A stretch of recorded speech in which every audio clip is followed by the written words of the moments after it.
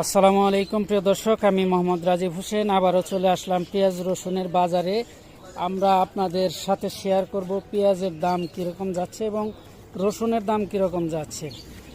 আসসালামু আলাইকুম কাকা, কেমন আছেন আপনি? আজকে পেঁয়াজ কত করে পাল্লা যাইতেছে? 500 থেকে 480 টাকা পর্যন্ত। কেজি পড়লো কত তাহলে?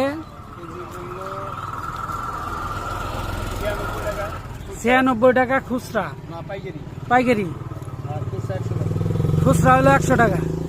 তো কত কয়েক সপ্তাহ থেকে এই সপ্তাহে একটু পেঁয়াজের বাজার একটু বেশি।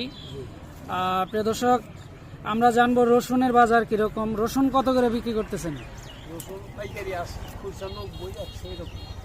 খুচরা 90, 100 হলো খুচরা, আর পাইকারি হলো 90 টাকা। 10 টাকা ডিফারেন্ট কেন?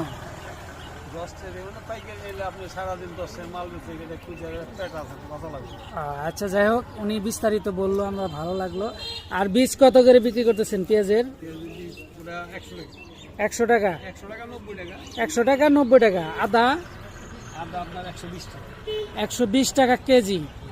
তো প্রিয় দর্শক, আমরা একটু জানার চেষ্টা করলাম পেঁয়াজ রসুনের বাজার। তো ভালো থাকবেন, সুস্থ থাকবেন, আল্লাহ হাফেজ।